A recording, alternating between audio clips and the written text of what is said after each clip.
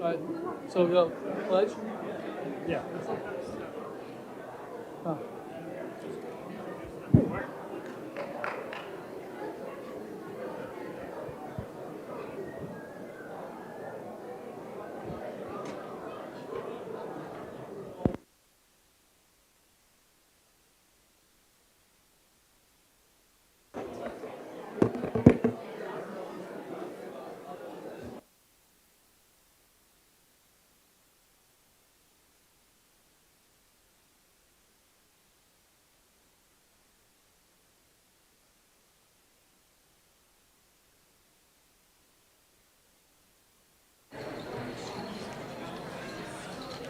I have to have it back by 8, so.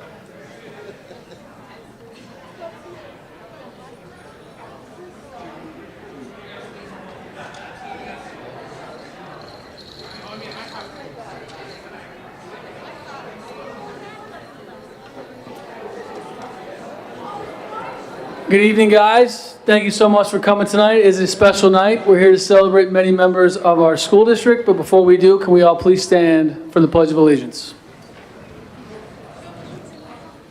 I pledge allegiance to the flag of the United States of America, to the republic which stands one nation under God, indivisible, with liberty and justice for all.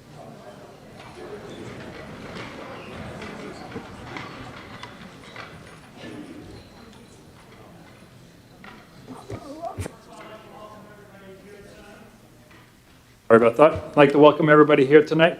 Before we do some of our other recognitions, we'd like to recognize members. First of all, CBs, thank you for coming out tonight. We appreciate that. And then we have a number of students that are with us tonight. Tristan, Anastasia, Logan, Olivia, Thomas earlier, Katie, Haley, and Julia, who are going to entertain us for a little bit. I did promise them that you guys would also join them. So I'm sure you will recognize these songs, so if you could join us. All right, I'm going to hand it off to you. And first of all, thank you very much for coming out tonight and spreading some of the holiday spirit.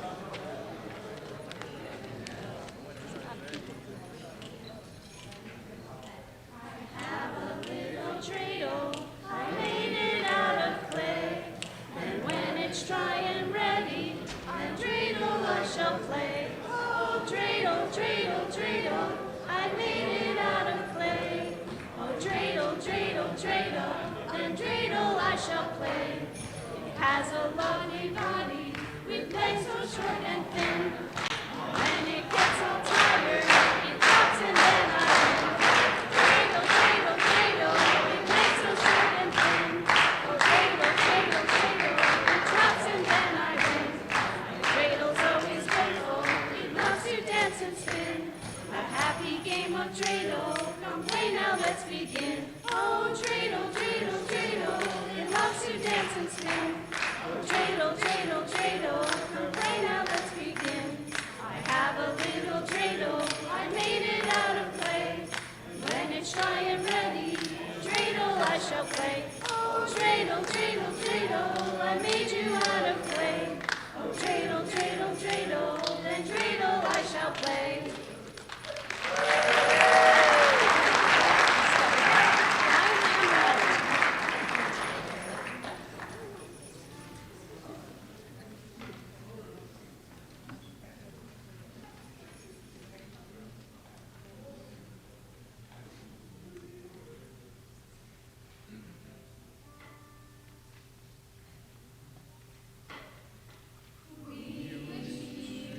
Wish you a Merry Christmas. We wish you a Merry Christmas. We wish you a Merry Christmas and a Happy New Year.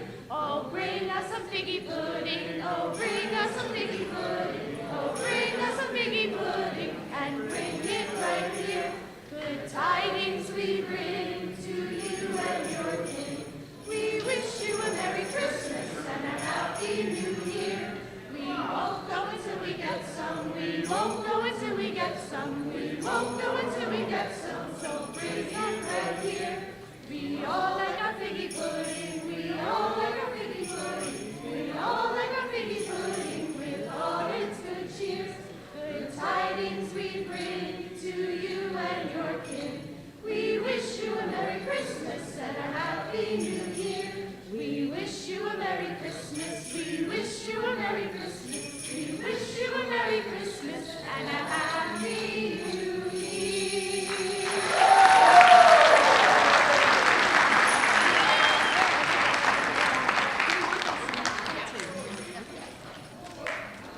If we can just give them one more round of applause.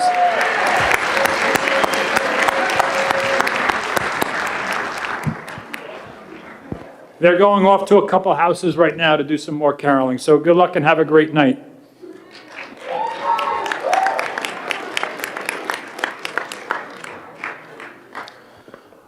Thank you guys so much. We truly appreciate that. We want to thank you guys for following along over here. We appreciate that as well. One of the best meetings we've been to in a long time. A lot of energy in here, so it's kind of nice.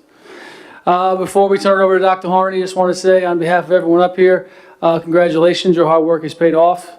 Coaches and parents, and obviously all of our student athletes right here. First Long Island Championship, first Hanson Award winner. She's very proud of that.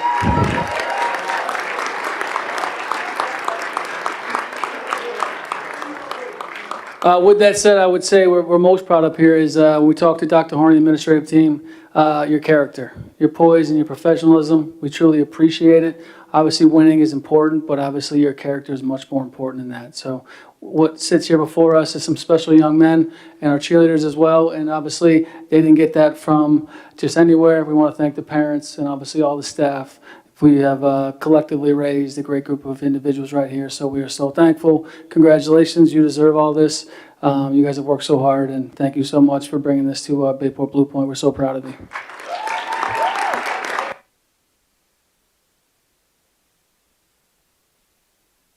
Thank you, Mr. Miller. Before I turn it over to Mr. Mullins, I really would like to congratulate you as well. I'd like to congratulate the coaches, first of all, and obviously our players, our cheerleaders, because everyone over here sitting to my right was part of it. It's interesting. If I were to ask you how many of you to raise your hand that were on the field a year ago against a game in Shoreham, how many of you would be raising your hand? Parents, students, players, anybody, right? Everyone remembers that feeling, right? I know even myself being on the sideline that day felt really bad for you. And at that time, you really have two choices: to get after it or feel bad for yourself. And it's okay to feel sorry or bad for yourself for a little bit, but everyone over here, coaches including them, you got after it. And you did it in a way that makes us so proud to be part of the Bayport Blue Point community. And I know being 11-0, super impressive. But sitting on the sideline watching you guys, majority of the games, it's more about your personality. It's more about your character. It's more about how you carried yourself. and how you represent BBP. I think that's what makes me most proud about being the superintendent of this school district. What you just saw, you do not see in many school districts. You really don't.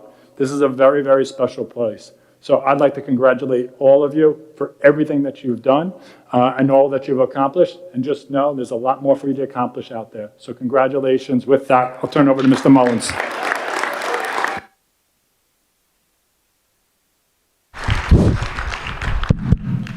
Thank you, Dr. Harney. I'd first like to start off by thanking the Board of Education for recognizing the momentous accomplishments of our student athletes. And before I turn it over to Coach Safante, I'd like to call up our varsity cheerleaders, if they can come up to the front.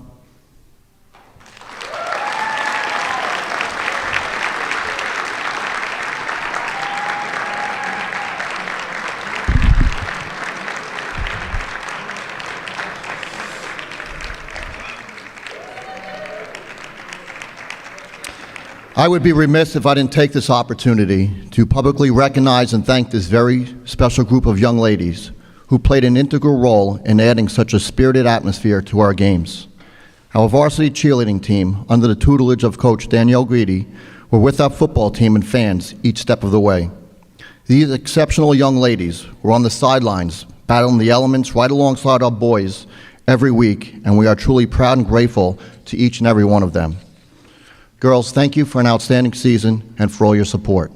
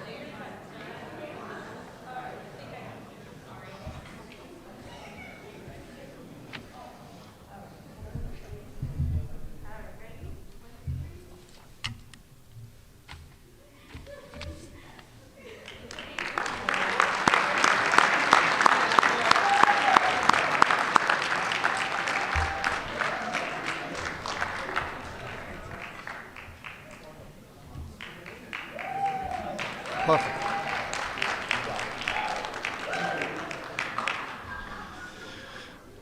It's now my pleasure to call up our head varsity football coach who led this historic run to speak about our Long Island champions. Last week, Coach Lafante was named a Division IV Coach of the Year and was runner-up in the overall Suffolk County Coach of the Year voting. The time and hard work this man has dedicated to this program and our student athletes is just one of the many reasons why the 2022 football team will go down in the annals of time as the best ever. While the championships captured this season were historic, what's more impressive is that this team was also named a New York State Scholar Athlete team by the New York State Public High School Athletic Association. Absolutely.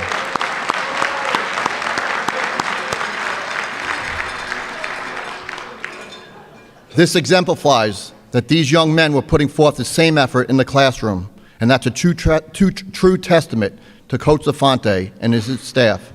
Ladies and gentlemen, Coach Mike Safante.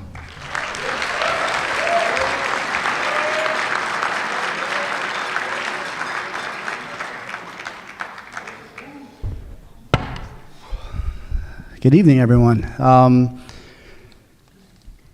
right. Well, first, I'd like to really thank the Board of Education for allowing us to be here and to recognize us. Very appreciative. Have to thank the school administration for organizing that pretty neat little parade. Pretty special place to work at Bayport Blue Point High School. I've known that for quite some time. Been here for 23 years, and it never ceases to let me down. I definitely have to thank Tim Mullins. You know, we went 11-0. We did something very historic. Everyone is super excited, as am I. We often forget what kind of happens before all the glory. There was a lot of failure that came before this season, which oftentimes is the case when you do really great things. Right? Failure is a part of growing, and we did a ton of that. You know, you heard Dr. Harney talk about what I would classify as a devastating loss last year, because it was. I don't think I've ever felt worse in my life, and I've been through some pretty darndest things, and I've felt pretty bad about that for a long time. And we had a choice to do one or two things, like he said, and we chose to get after it. I mean, imagine climbing a mountain, getting almost to the top, you're about to take that final step, and then falling flat on your face and saying, all right, what do I do now? You know, do I give up? Because I'm not going to lie to you, I thought about it. Or do I get after it? And I got after it, and so did these guys. You can't win. You can't win without an entire community getting behind you. All right, the parental support was paramount this year. It was unbelievable. They did so much for us. I can't even put it into words. It was so great. I'm so grateful for it. All right, Mr. Mullins, everything we needed, he took care of. He got it done. Paramount. All right. You can't win without athletes, and we had them. And these guys would run through a brick wall for us. We talked about it, the wins weren't important, the character is more important. Well, and that could not be truer for this group of young men. All right, they did everything we asked. We had 4-hour practices every day since August. We practiced on Thanksgiving. The amount of time that they put in is ridiculous, and it's kind of neat to see how it paid off. And on top of that, you got players, you got administration, you got parents, you got to have coaches. And I'm going to hands down say, best coaching staff I have been a part of since I've been at Bayport. They put so much time and so much energy into this team. I mean, they took a lot of time away from their own families to dedicate to these guys. And I am so proud of them. I am so grateful for them. I can't put it in words. It was absurd. I mean, they're doing 4-hour practices, and then they're going home for another 4 hours watching film. And I know, because I can look that statistic up on a little application we called Huddle, and I checked up. But yeah, it's amazing. It's still kind of surreal to me. It's not kind of sinking in, to be honest, this whole season, what we did, what we accomplished. I am humbled. I am grateful. I couldn't have done it at a better school with a better community behind me, and you're going to hear me say it now. This isn't the last one. All right, we're going to be up here again doing this again. But congratulations, boys. If you guys want to come up so we can get a picture with you, all right, 11-0 Long Island champions, come on up.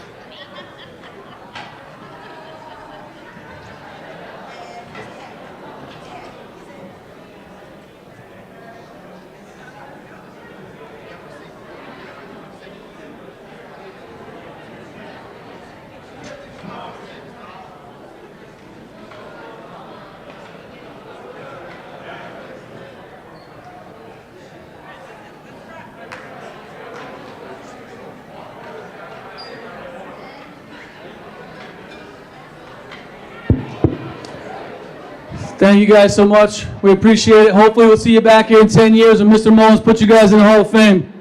Thank you, Mr. Allo. Have a good night, guys. Appreciate it. One more big round of applause while they're leaving.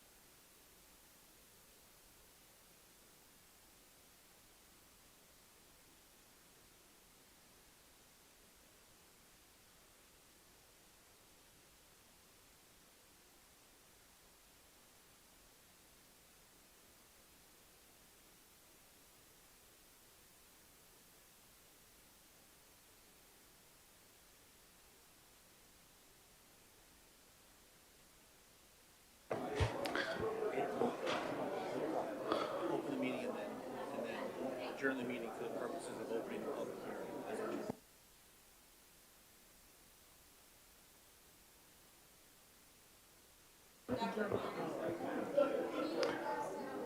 All right, guys, thank you so much for staying. We appreciate it. I know there's no other place you'd rather be, so thank you guys so much. We're going to make this quick for you. Mr. Frontario has guaranteed us a short presentation tonight.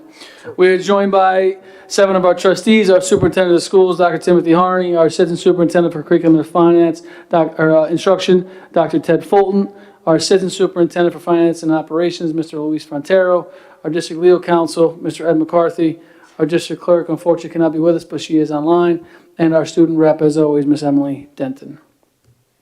As always, there are 2 opportunities to participate during the Board of Ed meeting. The first is just before the board takes up its agenda, and the second follows the disposition of all agenda items.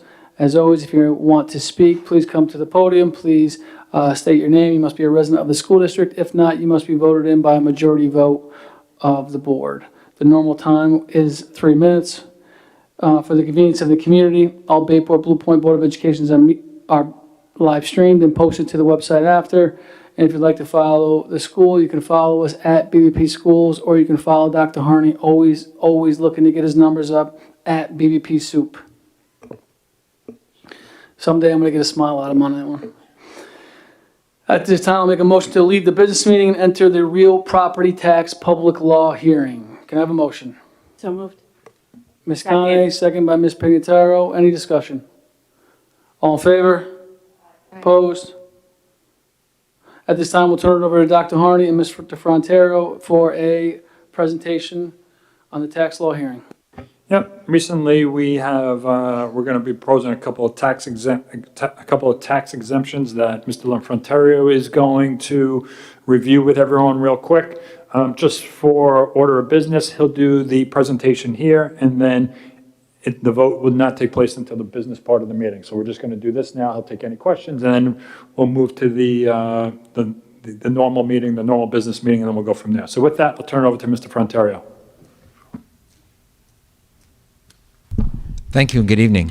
As you can see, tonight we're having a public hearing for the next 15 minutes, but I think we can do it sooner than that, with respect to the adoption of an expanded income limits for senior citizens and persons with disabilities and limited income for school district property tax exemptions for the town of Islip and the town of Brookhaven for qualifying properties. On August 8th of 2022, Governor Holcomb signed into law expanded income limits for senior citizens and persons with disabilities related to property tax exemptions. And she gave that authority on all taxing authorities throughout the state could consider changing or adopting the new income limits. We had, and I'll show in a second, what the limits were and what the limits will be once the board approves them. Currently in the town of Islip, we have 61 senior citizen exemptions and 2 disability exemptions. And currently in the town of Brookhaven, we have 34 senior exemptions and 4 disability exemptions.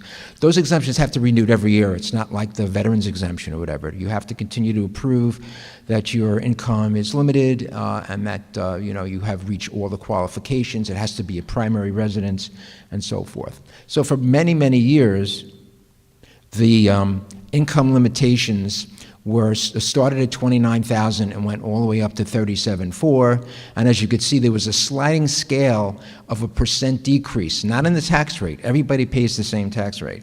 It's a reduction in your assessment. And then they multiply the tax rate by it, and your bill is either reduced by how much they reduce the assessment. So this was the limits that we had lived with, and I'd say they're probably 20 years old, because these limits are good throughout the state, not just on Long Island or in Suffolk County. If the board adopts tonight, then the limit would go from 50,000 to 58,400. Again, for people living on Long Island, that is, a relatively low income considering the expenditures that it takes to really live a basic life in Nassau and Suffolk County.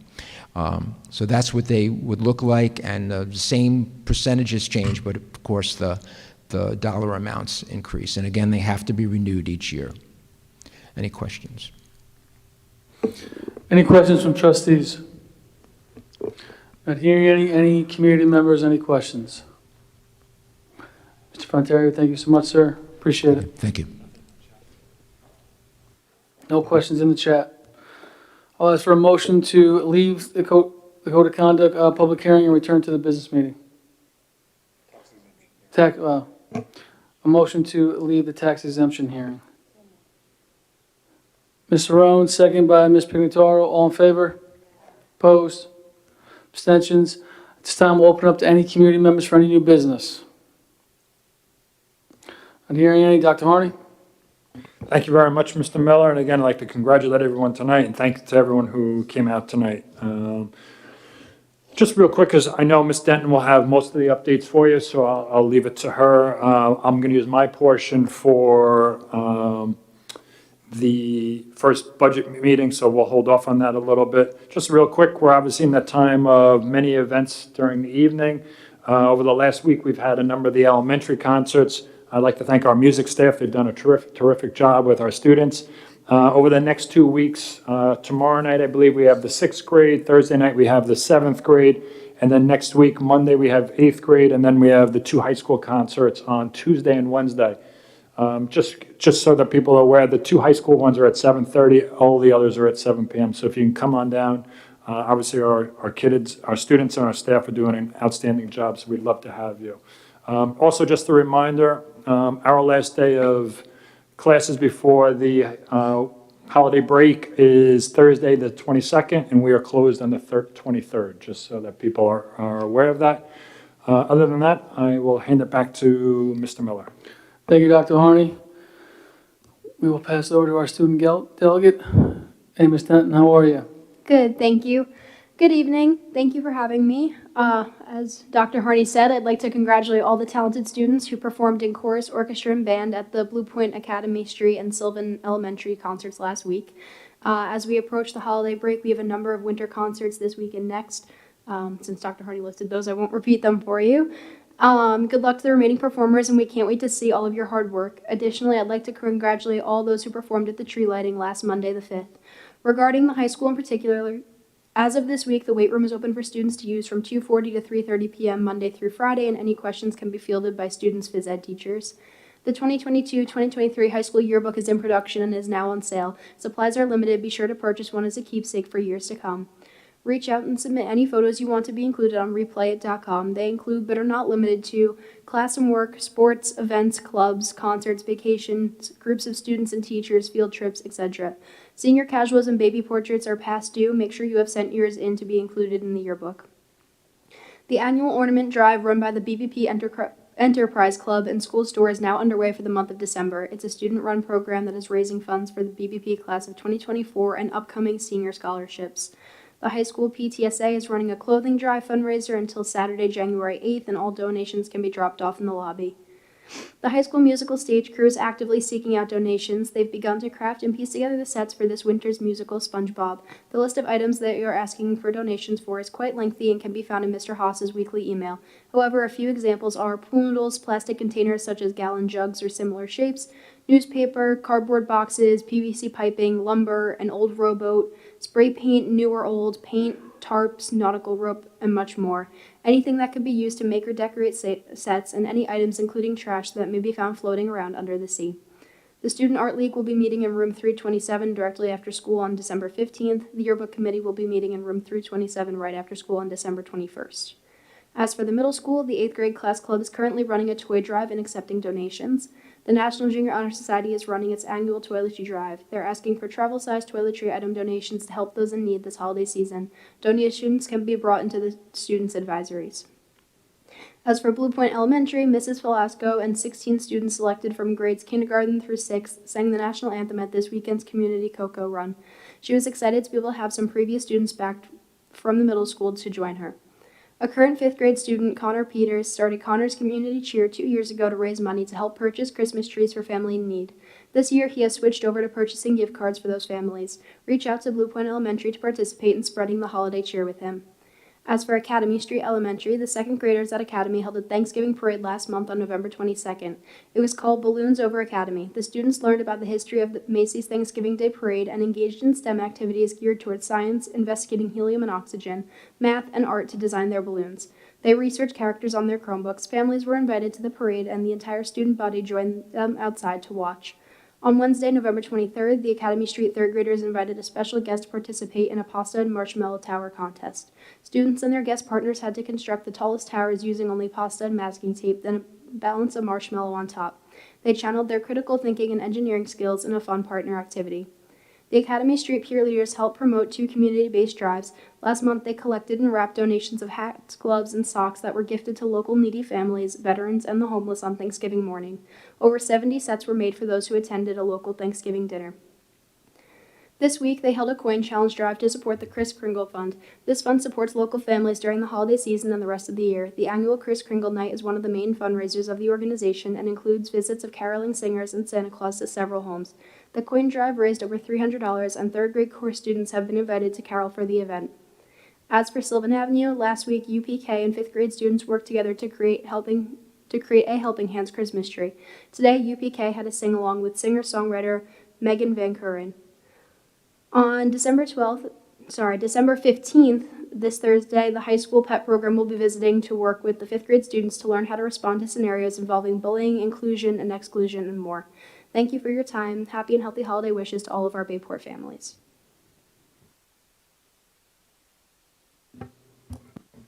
Thank you, Emily. Thorough as always. We truly appreciate it. And if we don't get to see you, hopefully we have a happy holiday. But thank you so much for everything. It's been awesome having you here this year. Thank you. I appreciate it. Dr. Harney?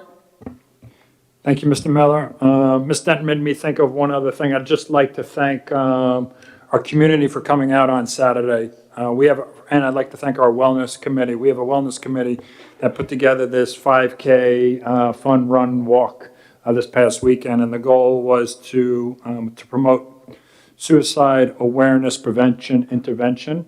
And I'd like to thank the Coluccias and the Nascas for coming out. And our ultimate goal was to raise some money for the scholarships in names of Chris and Chase.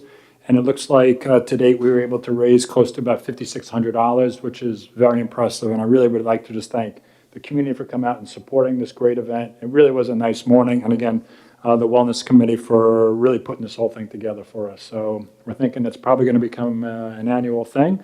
But for the first one out, it was very impressive. So thanks to everybody. Thank you, Dr. Harney. Are you willing to share your time? My time? Yeah, if you could share your time with us, we'd appreciate it. I did pretty good. Okay. Dr. Harney, thank you so much. At this time, we'll turn it over to you and Mr. Fronterio for our first budget presentation. Yep. just like it's the holiday season, it's the budget season. So I'm going to have Mr. Frontario come forward. We're going to just kind of do an overview of the budget process, so everyone can kind of get an idea of where we're going and what we're going to be doing for the next couple of months. So with that, I'm going to turn it over to Mr. Frontario. Good evening again, and thank you for the opportunity. It's a wonderful place to work, I must say, and I love this community. Tonight was a real taste station to how wonderful this place can be. In any event, welcome to Budget Workshop number 1. Actually, it comes as no surprise to you probably that in the business office we talk budget probably 24/7, 365. So again, we have an agenda. I'm going to touch on all of those items as I go through this very briefly, but 30 slides. The district goals. Obviously, our goals are important to us. It's why it's our guiding principles. It's why we come here every day, and we want to be sure that the Bayport Blue Point experience for every student is as good as it can ever possibly be, and our district goals help us to define that. Here is our important time frames, and obviously subject to revision, but for the most part, you'll notice it's all of our board meetings, starting with tonight, where I'm giving basically an overview, and then come January, either the 10th and the 24th, or possibly both, I will have information on the tax cap. I will also have information about the state budget and what it looks like in terms of our state aid. So the presentation in January will focus somewhere on that information, because it's very important that we get that, and of course that's usually the way the flow of information starts. So the January meeting will talk about tax cap, we'll talk about the state budget and how we look in terms of state aid for the most part. February 7th, February 28th, March 14th, March 28th will be a little bit more in depth in terms of actually seeing the numbers for the first time and comparisons. And I have a chart that I'll show you towards the end of how that I will present the budget in function order and basically explain the various changes and what's funded by each of these various functional areas of the budget. Then it comes to April 18th, the board will be asked to adopt the budget unless we hold a meeting sooner than that. We would have to adopt on April 18th, so all school districts throughout the state have to basically do that by the April 18th. You could do it before, but I believe you cannot do it after. For the May 16th vote. And on May 2nd, we happen to have a board meeting that night, which works out perfectly because that would be the budget hearing night. All school districts have to have the budget hearing between May 2nd and May 9th to be in compliance for a May 16th budget vote. Here's the action plan, and the action has already started. October, I had my first meeting with the Budget Advisory Committee, and I was working with Human Resources and Payroll and so forth to start to identify persons, bodies, salaries for next year and the like. November and December, again, I've been meeting with all of the administrators, principals, reviewing their budget requests. Those meetings happen today, they're happening tomorrow, and so forth. And I'm adding that to our budget as I put it together line by line. In January, we'll ultimately have a complete rollover budget. We'll include all of the input from administrators and information that I know within the district from a central point of view, which I will point out in a moment. January and February, again, we'll focus in on breaking down the budget, giving more information. This is definitely transparent process all the way. So anybody has any questions, we can answer them. March 1 is the statutory date that the tax levy cap has to be reported to the comptroller. That doesn't mean we're done with our work. It just means that I have to report something in terms of where we stand in terms of tax levy. But actually, the process will continue to go on until we finally adopt a budget. Again, April 23, we will definitely have an adopted budget by then. A property tax report card will be filed, and then in May, we will have a budget hearing and a budget vote, May 16th. In terms of our budget, what we know and love about the district, everything is going to be built in and will be accounted for. Basically, we have staff, we have health insurance, we have FICA estimates, we have materials and supplies, textbooks, you name it, all of that is being built in right now. I know estimates for employees' retirement system, teachers' retirement system, health insurance, as I mentioned before, special education placements, BOCES services, transportation, administrative and instructional technology, next generation standards, aligning our curriculum with that and having the funding to do that, our co-curricular activities, and our broad and robust athletics and music and arts programs. All of that will be in that budget. In terms of possibilities, I think that could possibly an impact on our budget development, maybe some enrollment considerations. They don't necessarily mean that we'll do anything about it at the moment, but there's things that we will always be looking at. Special education support services, especially since we saw a presentation at the last board meeting, which may have some impacts on how we deliver special education services. Transportation, we already did our safety zones, but there still may be a little bit more of an impact. There'll certainly be an impact in terms of the number of buses we've added. Pre-K program is off and running. Any implications with that should be, pretty straightforward. And we now have a transfer to capital. We have considerations now that we have that particular line in the budget, which we'll consider in the big picture. In terms of our 12-year budget and tax levy, I love looking at this detail. You can see that we've pretty much been in that 2 to 3 range in terms of budgets and tax levies for the most part, with a couple of aberrations. That's the 12-year, and the 12-year average, 2.06 budget to budget, 2.7 on tax levy. I'd say it's pretty remarkable given the history and the fact that we've been able to deliver such robust programs. Taking a look at 13 years, because last year we had a 5.19% budget to budget increase, but only a tax levy increase of 3.49. And again, that had to do with our offsetting fund balance, which we put towards the lighting that we had included in the budget. When you look at the 13-year average, 2.3, didn't move the needle much in terms of averages on budget to budget, and 2.76 on tax levy. Pretty impressive all the way around. This is ultimately where we're heading. As you can see, the general support, instruction, pupil transportation, debt service, and employee benefits are the broad brush areas.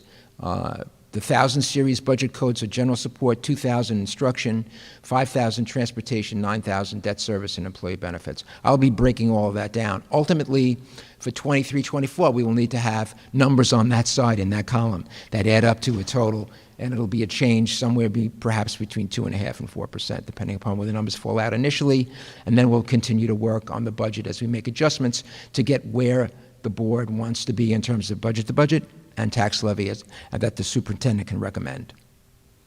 Just like we have an expense side, we have to have a revenue side. As you can see with tax levy, this is our current tax levy, state aid, all other revenues, appropriated fund balance, transfers of reserves, etc. Our current budget is $80,969,342. Whatever budget we come up with on the expense side for 23-24, we have to equal on the revenue side. We have to find every dollar and make sure that we have everything in balance. And of course, ultimately, this square will piece together, and we will definitely have the revenue puzzle in place. But it's give and take all the way through. What we know now in terms of 23-24, with respect to teachers' retirement, employees' retirement, health insurance, FICA, debt service, and transfer to capital, these are, again, centrally budgeted and things that I know pretty much from the information I'm getting now, as all districts are putting together their budgets for New York State school districts.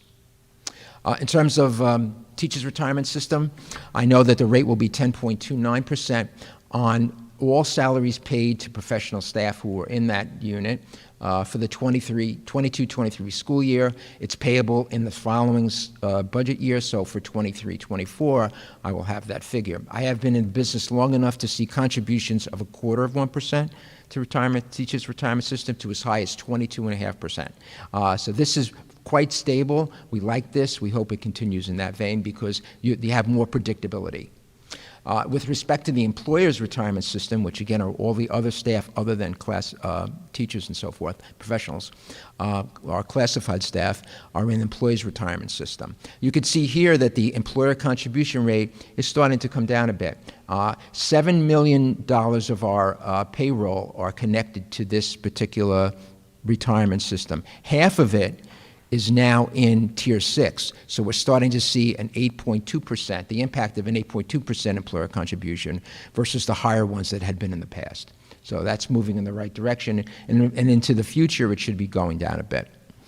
In terms of health insurance, we got a big, surprise, no doubt about it. It's health insurance rates are set for the year. So for January 1 of 22 to December 31st of 22, which is, right around the corner, we had $14,000 for individual, $33,000 basically for family.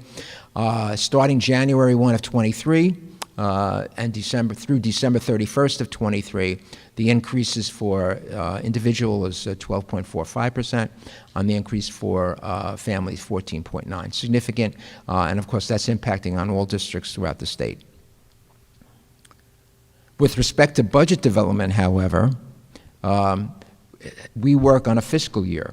So while the health insurance is on a calendar year, we're on a fiscal year. So for July 1, 23 to December 31st of 23, remember we're doing a 23-24 budget starting in July, we know what the rates are. They're going to start January 1 of this year.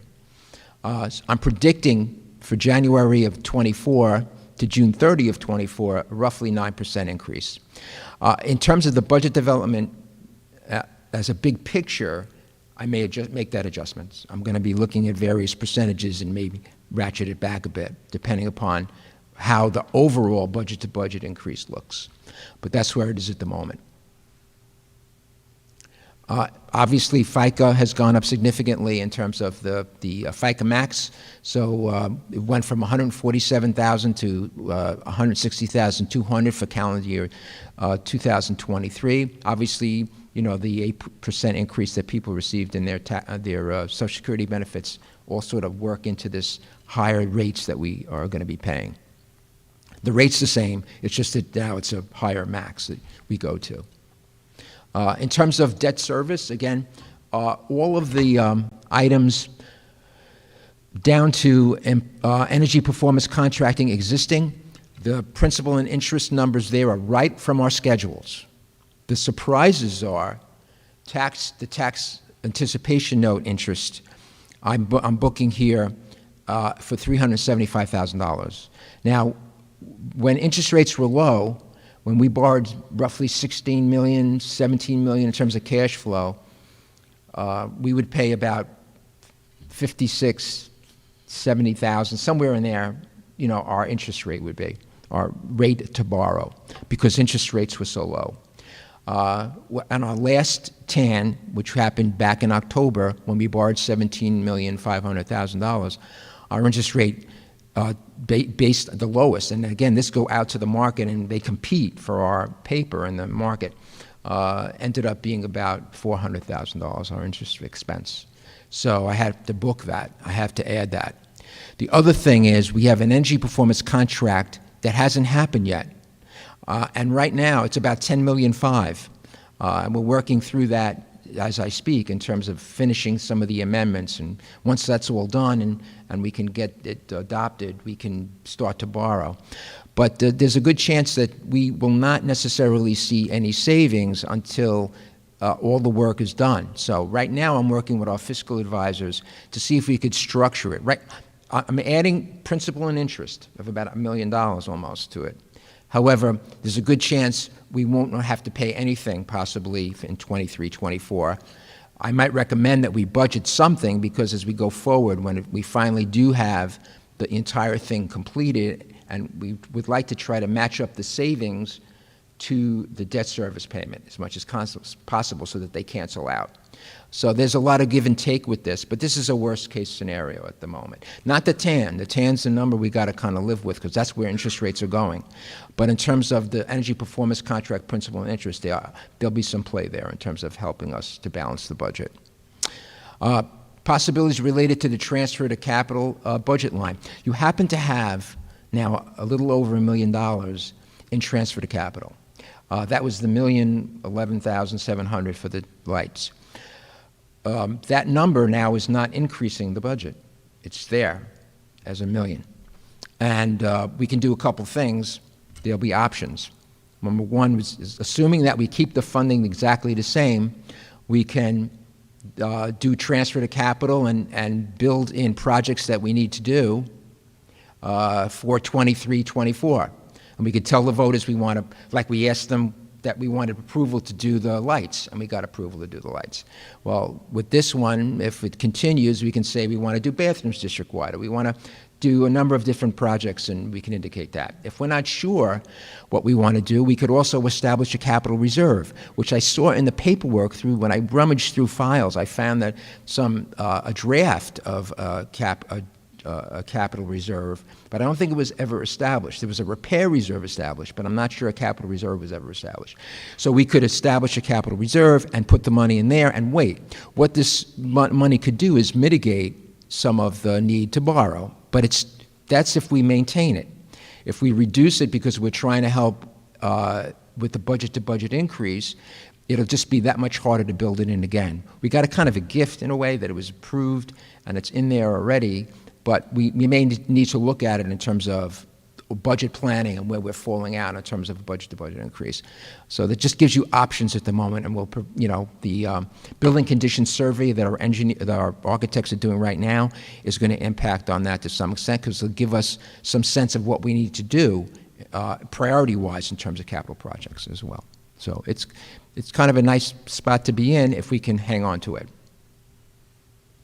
In terms of changes in budget, I'd just like to give you a little chart that gives you an idea of what an increase or a decrease would be on the budget-to-budget increase percentage-wise. So $1 million increase is going to add 1.3 to the budget. $1 million decrease would take it down 1.3, et cetera. So you get an idea of what that looks like.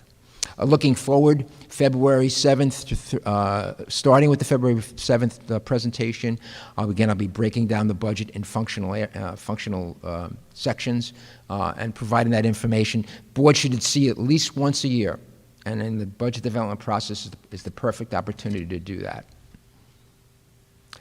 This is sort of the chart that I presented last year. As you look across, I'm building them now.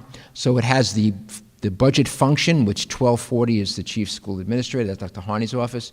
It'll show the adopted budget for 21-22, the actual expenditures for 21-22, the adopted budget for 22-23, our proposed budget 23-24, and the dollar increase or change and percentage change comparing 23-24 with 22-23. And then the last box, comments, I try to give sense of a summary of who's funded there in terms of bodies and humans, other things that we're spending our money on in there in terms of contractual services, materials, supplies, et cetera. So I give you a sense of what that is in that particular code. But that'll appear for, maybe 30 or 40 slides covering all of the functional areas. As I mentioned, January 10th, we have our state aid update, hopefully. It may be that I only need to present on the 24th because maybe the state won't be ready with the 10th. I'm not sure. We'll have to play that by ear a little bit. But certainly by the 24th, we should know the tax cap information, how the tax levy growth, and we should know by then what the governor has in mind in terms of a state aid package relative to the entire state budget. Any questions? Thank you, Mr. Frontario. Any questions from trustees? I do have one. Ms. Pinataro? So first of all, thank you so much, Mr. Frontario. I have worked in public education for almost 20 years, but this is my first time being on this side of the table for a budget. So just want to thank you so much for making it so clear and accessible, even to folks like me that don't do budgeting for a living.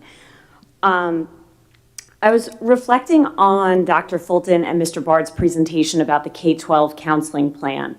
I don't know if this is the right time to ask this question, but is there a possibility that the budget development could include taking our elementary part-time counselor and making her a full-time counselor? Is that something that could be considered? I see that we're maintaining staff and program. I'm thrilled about that. But I just think about one person being half-time between 3 buildings and how much more she'd be able to do if she were full-time. Well, certainly this is the time to do that, but Dr. Harney. So where we are in the process right now, there's still so many unknowns as we're going through this right now because it's early. And we do this in December just to kind of get ahead of people and just to kind of really share information. So the answer is, if there's a request for us to look at that, we absolutely can. But to commit to anything right now, it's way too early in the process. Things that we've talked about that we are trying to commit to early on is during our special ed presentation, you heard us talk about adding a behavioralist and the behavior class. So that is something we are definitely looking to do.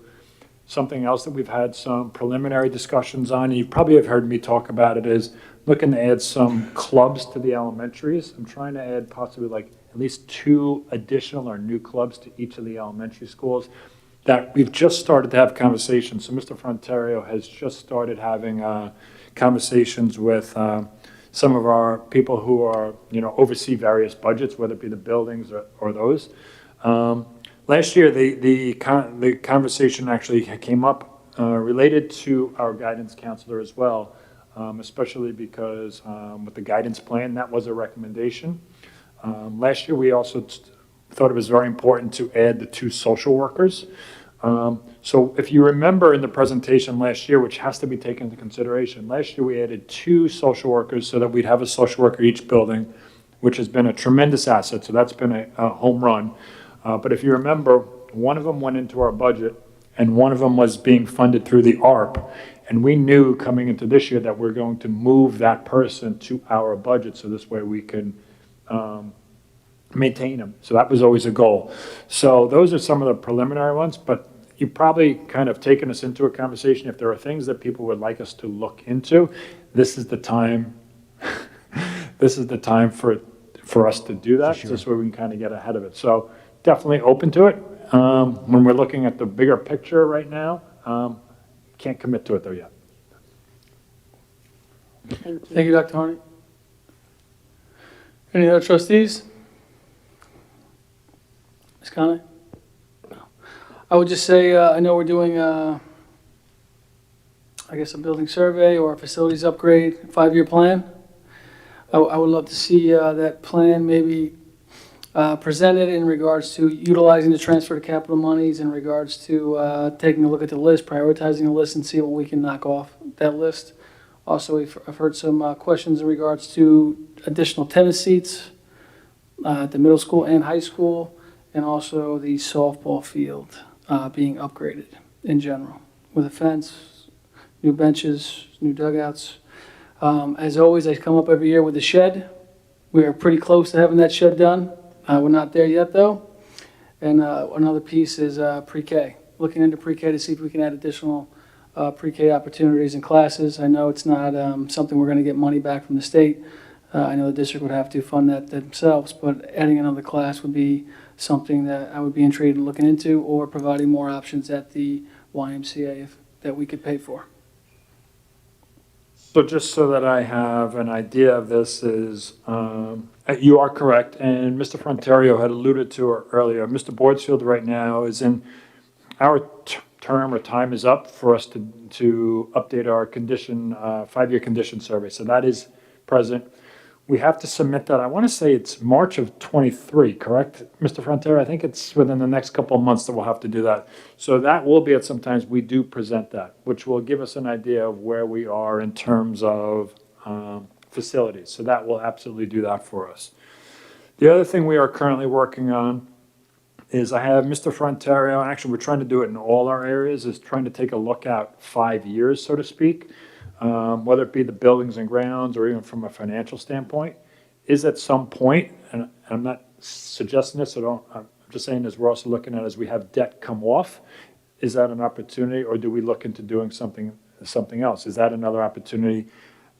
I hate to say it, is if you were to look at a bond, it needs to be part of a discussion. Or are we going to now take advantage of this opportunity where we have this transfer to capital money, roughly $1 million, and what do we do with that?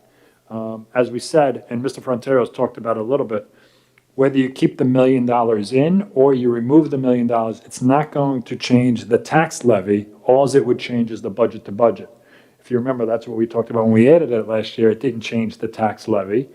It just changed the budget to budget. So those are discussions that we're going to have as a Board of Education, along with our community, and how we'd like to proceed. So those are some opportunities that maybe we could start to plan, where then, if you're thinking about a capital reserve or transfer to capital, then maybe you don't have to really necessarily worry about a bond in the near future. But those are the things that we have to talk about. I think I'd like to have more information, Mr. Miller, in terms of what you're referring to in terms of tennis seats. Shed, I'm well aware of. And then in the softball field, because we did upgrade the softball field when we did the baseball field in terms of the field itself. I'm assuming you're talking about some of the other, Fence, dugout, benches. right, okay, okay. In And regards to then, tennis, I would just say seating right, okay, as in bleachers of some Bleach- sort, yeah. right, okay. at both schools. Both schools, okay.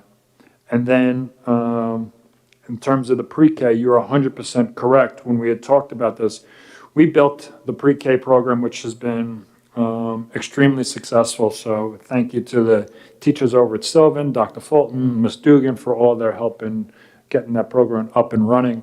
You are correct in the sense we built it around the 64 spots based on the money that was allocated to us.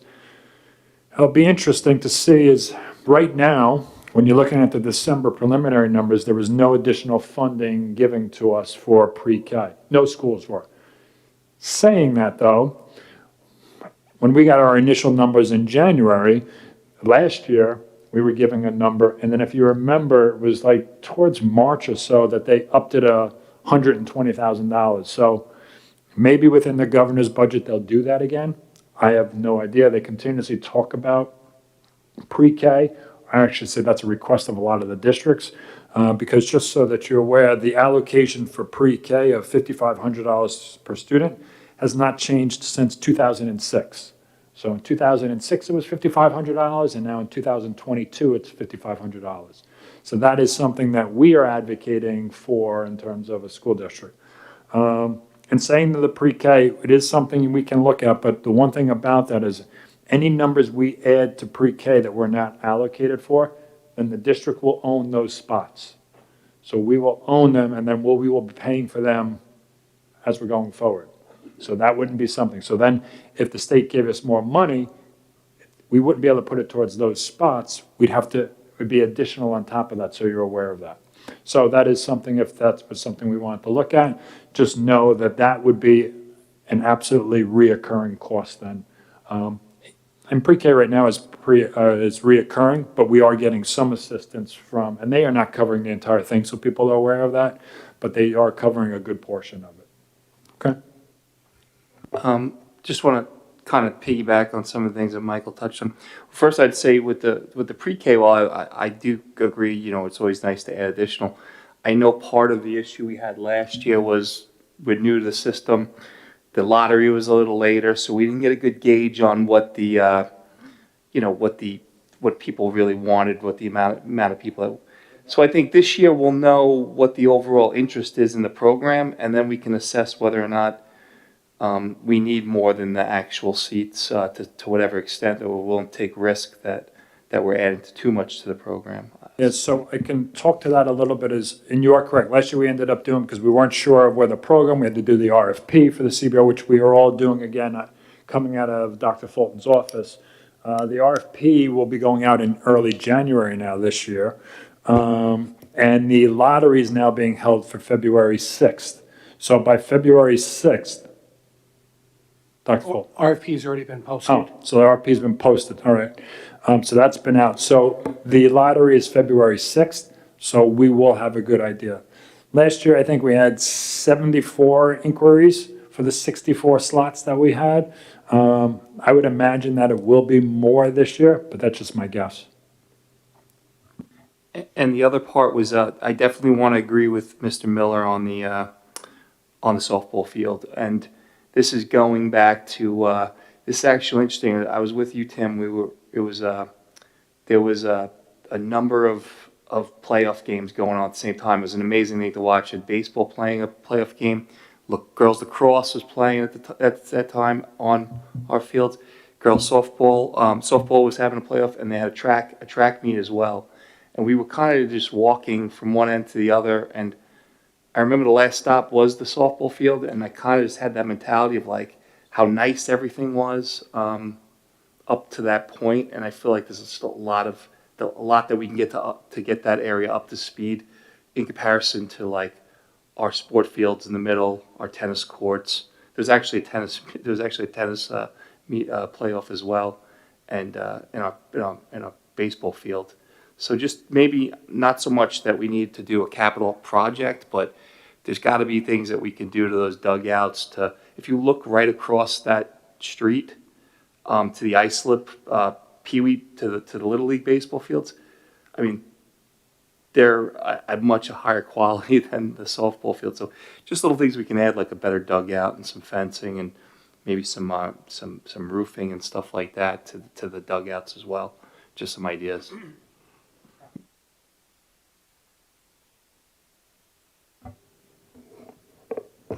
Anything else? Oh, Ms. Rowe? Sorry, I just had a question back to the pre-K. What is the date that families need to let us know if they're enrolling?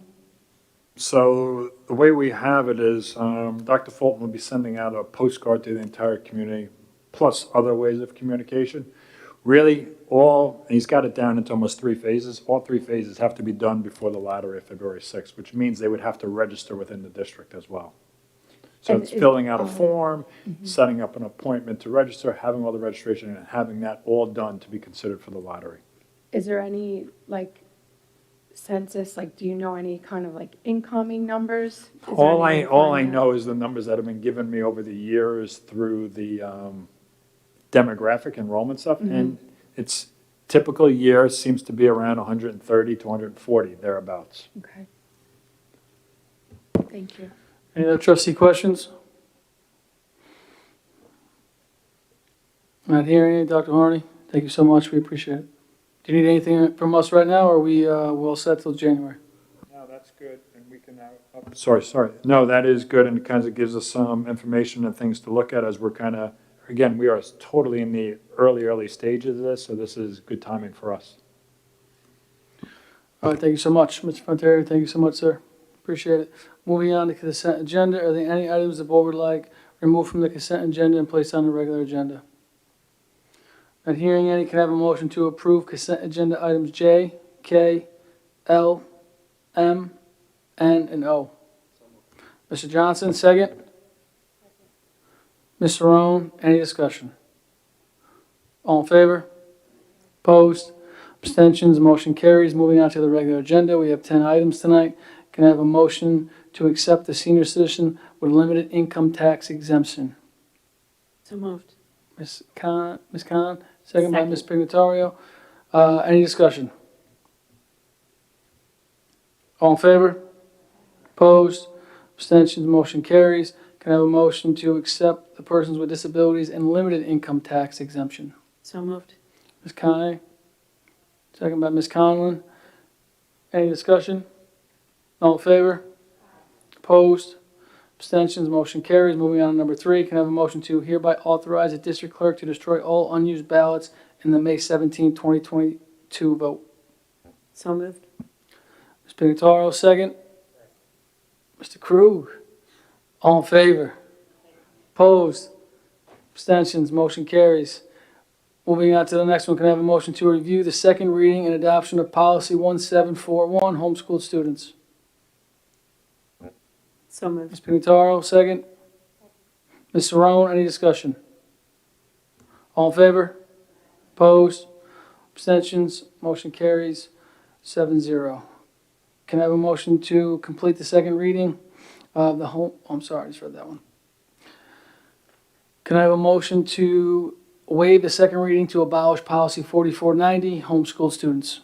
So moved. Ms. Kane, second. Second. Ms. Pignataro, any discussion? All in favor? Opposed? Abstentions? Motion carries 7-0. Can I have a motion to adopt policy 2521, school board conferences, conventions, and workshops? This is the second reading. Ms. Saron, second by Ms. Conlon. Any discussion? All in favor? Opposed? Abstentions? Motion carries. Can I have a motion to review the second reading and adopt policy 6830, travel expense and reimbursement? So moved. Ms. Kane? Second. Ms. Pignataro, any discussion? All in favor? Opposed?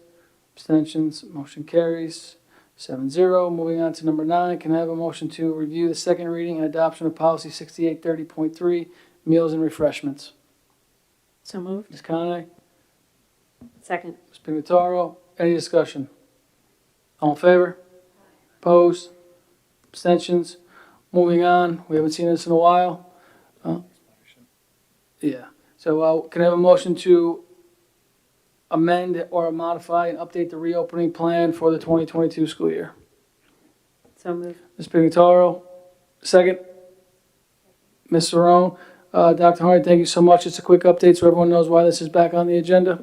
Yeah, it's one of those things that, first, I don't want to alarm anything. Nothing is changing from what we are doing, so people are aware of that. It really is just to update it.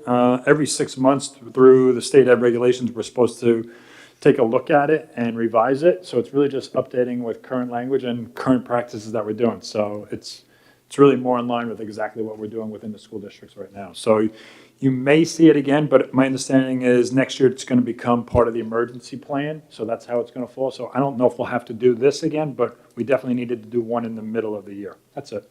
Thank you, Dr. Hardy. Any other discussion? All in favor? Opposed? Abstentions? Open it up to the community. I'm not hearing any. Any trustee new business? Ms. Conley?